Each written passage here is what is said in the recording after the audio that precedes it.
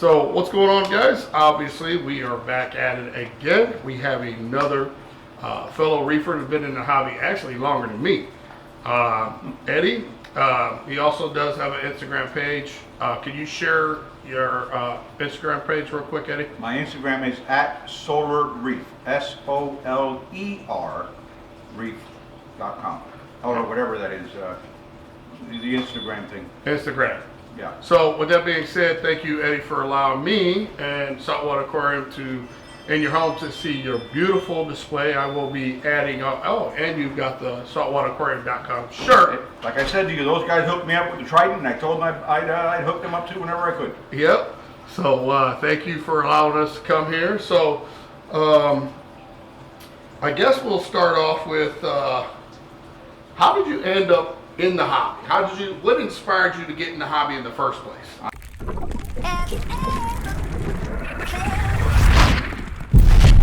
Are you listening?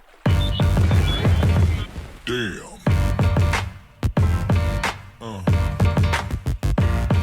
Yeah.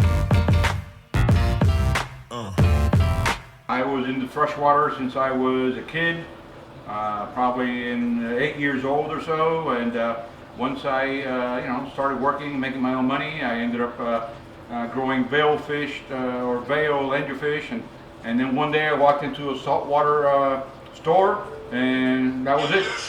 I sold that thing, and the guy had a tank right there for sale at the store, and that was it. 1983, I'd say. 83. Yep. Wow. So 83 is when you actually started the first saltwater tank? Yes, correct.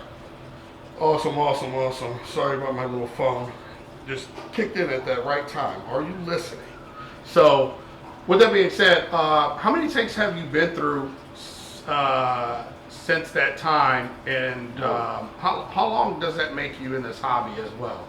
Oh my goodness, I started with a 55, I think it was, went to a 90, I had that 90 till approximately 2000, took a hiatus to like 2005 or so, 2007. I got a 65, at that time now SPS. You know, when in 2000 when I left, there was no SPS. It was just, we had leathers, and I had an Elegance that was, took up a third of that 90-gallon tank, and leathers and stuff like that. But then when I got back into it in approximately 2007 or so, I fell in love with sticks. And I said, okay, I need to get sticks. I got a 65 when I moved in with my current wife, and that lasted 6 months. I ended up then with a 120 that she thankfully allowed me to have. Wonderful wife here. She doesn't like the hobby, but she supports me. And from there, the 120, I went to a 200, which was a very similar tank to this one, but it was a custom-made tank by one of the guys that was in the Florida Marine Aquarium Society, which I belong to. And I kept that tank for 4 or 5 years, and at that point I saw the scenes getting a little crazy, a little funky. And I have a friend of mine, Felix Bourdon, who's reef savvy, and I said, Felix, I want the same exact tank, because I had the stand already, I had the lights, I had the canopy, and I like the dimensions. And so Felix agreed. Of course, it took him like 3 or 4 years to make it for me. I'm only kidding. It took him like a year and a couple of months, and I made the switch. We made that switch, and then we decided. We lived in Broward County at that time. We decided to move down to Miami. So now this tank has been here. Again, this is still the Reef Savvy. 3 years now. And that move was horrendous for the tank. I had to go through another cycle, and I'm still battling some algae, even though I use the same live rock. But I think it took a hit. Whenever you move your tank, it always takes a hit. Mm-hmm. And now this tank is now 3 years old, and I can honestly say that the majority of this tank is all frags, with the exception of the Turbinara there, and this guy, the yellow laker, And a couple of the other corals were from the original tank, but I lost a lot when I moved down here to Miami. That coral over there is 12 years old, and people say to me, "Oh, get rid of that thing. You can put a bunch of SPS there," and I won't. No, I won't. It's just it paid its dues to be it's right been there. with me for 12 years. And I recently read an article, they were talking about the oldest corals in captivity, whatever. And as I was reading it, I said, man, my Torbenaria is very close to that. I think the youngest that was in that article was 15 years old, so I'm not there. But it's been there a while. I ran metal halides here till might be 2 years now that I've got the Radion G4s. I'm not sure what else you'd like to know, Rico. No, you also answered a couple other questions I was going to ask, so that's cool. So, what are some of the lessons learned from each interaction tank that you sat here and told us? Because you had several tanks up to this point. Yep. So, what are some of the lessons have you learned during each of those times of setting up a new tank? Well, I mean, if you're referring to the lessons that I've learned through the 20-something years of experience, yeah. I am a believer in water changes. Actually, Cuban Reefer here helped me set up an automatic water change system in my in my garage and things like that. I'm a firm believer in water changes. I'm a firm believer in keeping nutrients out, and then as far as with the corals is keep things stable. Stability is key. The number doesn't matter. You can run an alkalinity of 7, you can run an alkalinity of 11 or 12. It doesn't matter as long as you keep it stable, in my opinion. Same thing goes for the Holy Trinity. I call the Holy Trinity calcium, alkalinity, and magnesium. You keep those guys stable, especially alkalinity, because it's one that fluctuates the most. You're going to have a successful tank with SPS and the majority of other hard corals. So what are some of your feeding regimens on this aquarium?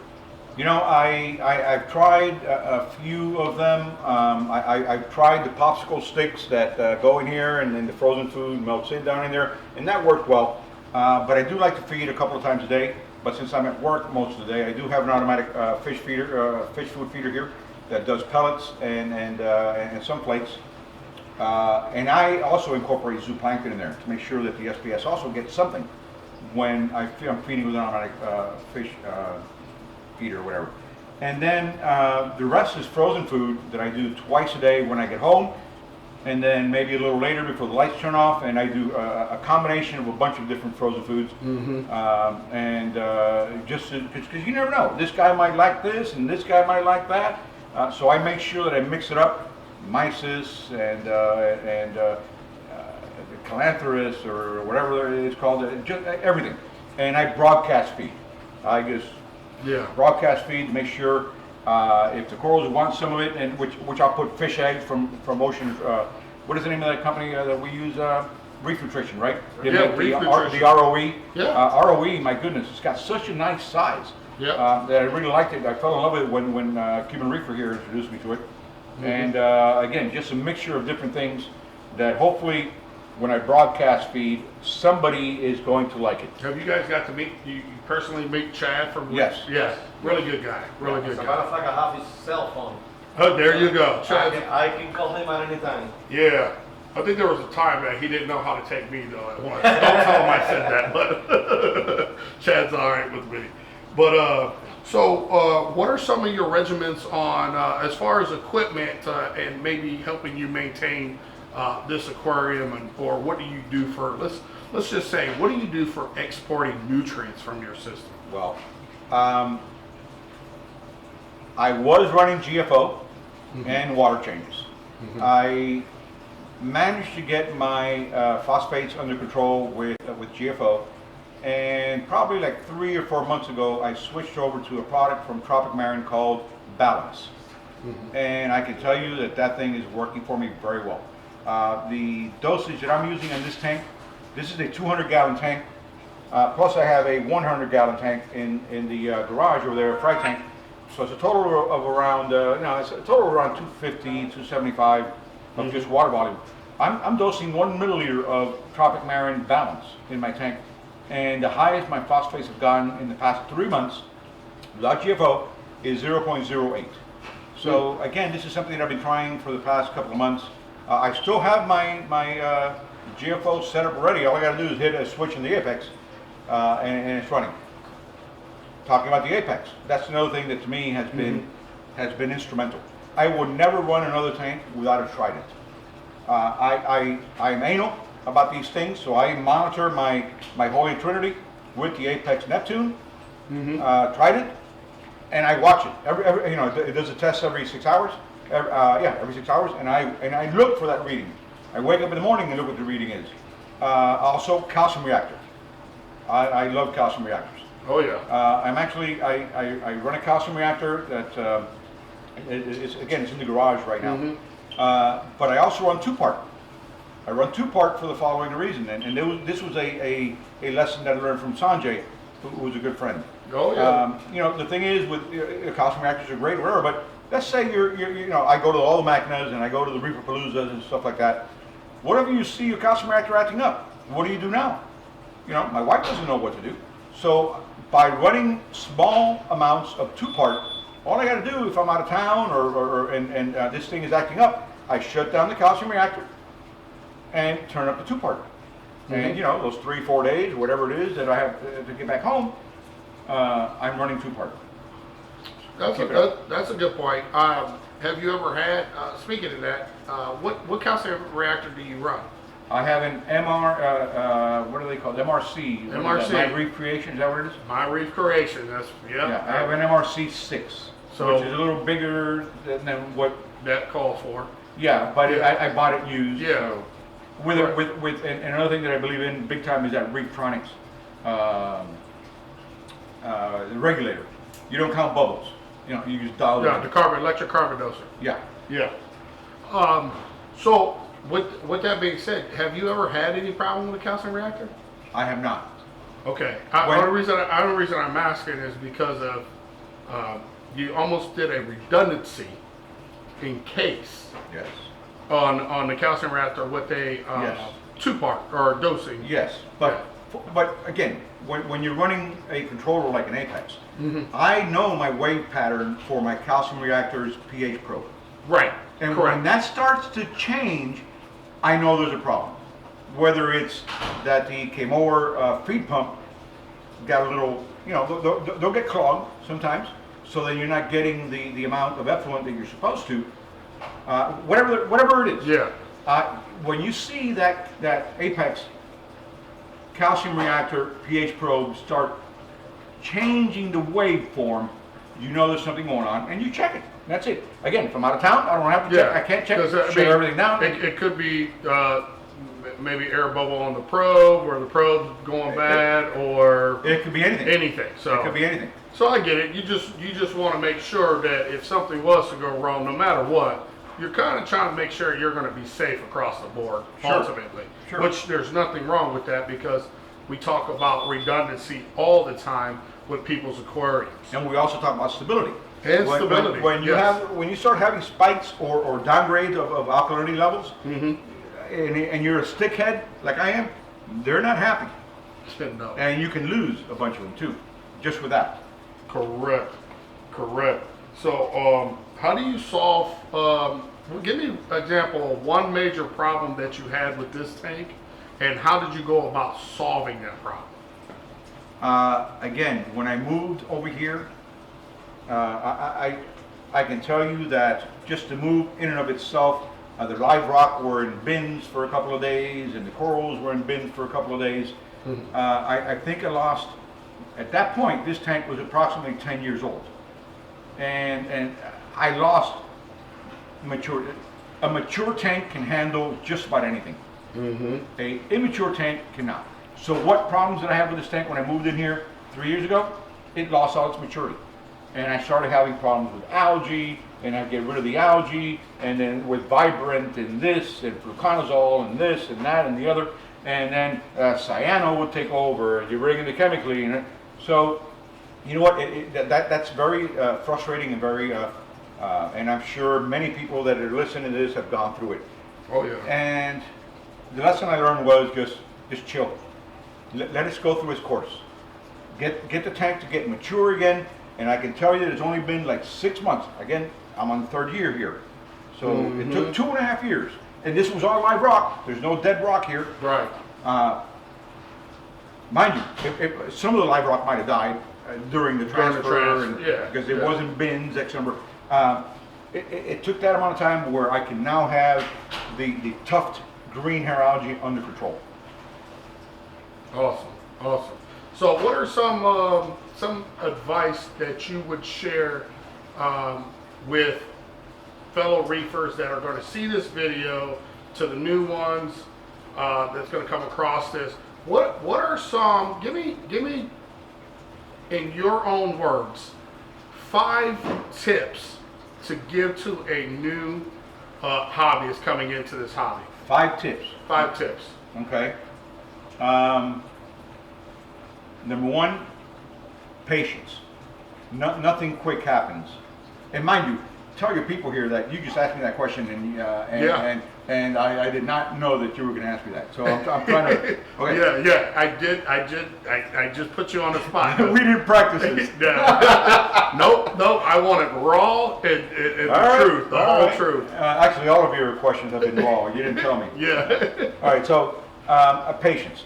This hobby, nothing happens quick, and I know that's one of these things that you hear all the time. Really, nothing quick happens. In a reef tank. Nothing good. Nothing good happens. Yeah, that's the right one.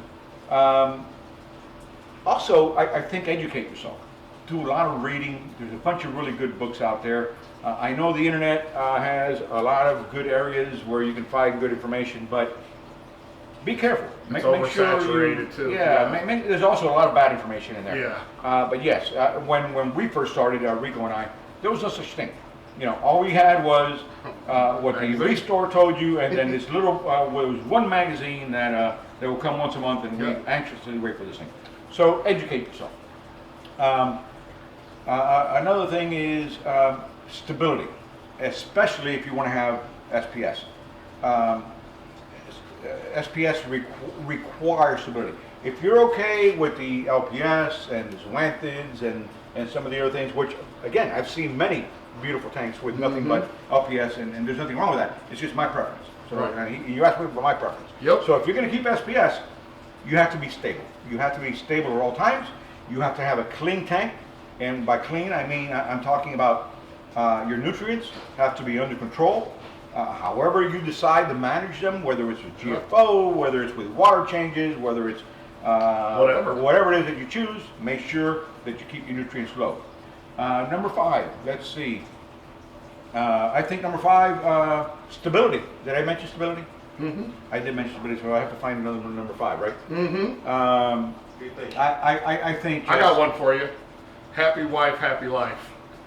That's always. But I didn't realize that's a given. That's it. Come on in here, hon. You can come and say something. That's a given. That's a given. Yes. She chose, semi-chose where the tank was going to go when we bought this house. Let them have say, basically. And then she changed her mind, and she said, "Why don't you put it on that wall?" Hello. I've got tubings going into my garage so I can do water changes without lifting a. I can do a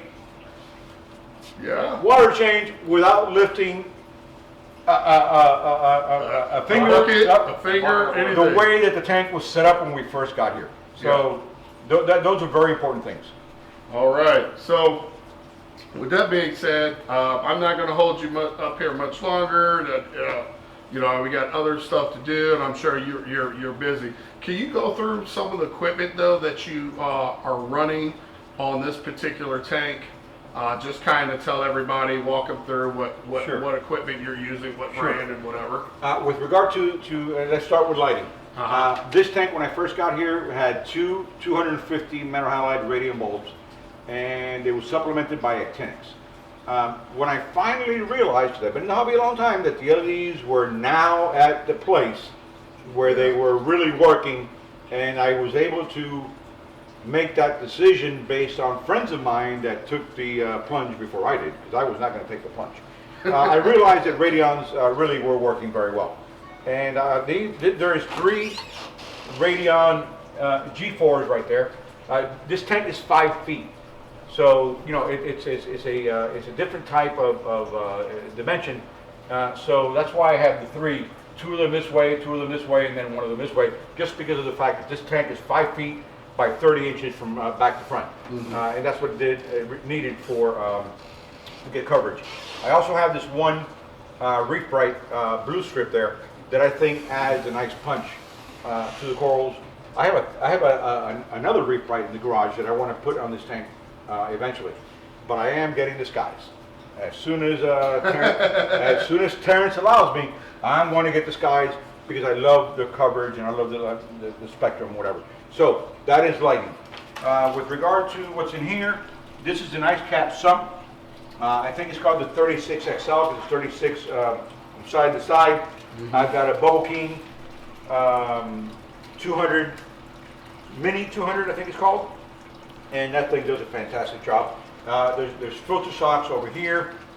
I would have cleaned that sock creep if I knew you were going to do this. No, you're fine. I'm gonna stay right here. I just need you to explain what you got. All right. I won't get up on it for you. No, it's okay. You can get up on. Okay, so as far as return pump, I've got a Seachy. I think it's a 7 or 9. I really fell in love with Seachy when I saw the engineering that went into it. A good friend of mine that a lot of people here know, Herman Jordan, was with me when we were speaking to the engineer at Seachy. And he said, dude, this guy's designed, this is no cheapy pump. And they have like a 6 or 7 year warranty, or 5 or 7 years, I don't know. And it's been there now for the past 3 years. I have yet to clean it. My bad. I should and I will. But You heard that, CJ. my point is that it still runs fantastic. Yeah. There's the MRC there with the came over pump. That's a Milwaukee. Kim- The Milwaukee pump. Oh, the Milwaukee runs the Calcium reactor. The calcium reactor. Yep. Yes. That's how it. I bought it used, so that's Yep. how it came. Yeah. In the garage is where I have. Are we going in the garage or? No, we don't have to go. Okay, in the garage I have a Kopwasser reactor from a Vast that Vast Marine. does approximately a gallon a day or so. Then in there is where I have the 2 pumps that do the A and B for emergencies when I need to shut down the calcium reactor. I've got it hooked up to a chiller even though it's not even plugged in because we are in South Florida. Right. So all the water flow runs, all this water runs through the like 70 or 80 gallon frag tank that I have back there, back in here. So all of it is one system. And Cuban Reefer here did the plumbing for me. And it runs through a 1/4 horsepower chiller that if I ever need to plug in, all I got to do is plug it in. Yeah. And that's pretty much it. All right. Well, that sounds awesome. I appreciate the tour, and I'm just sitting here thinking, did I miss anything?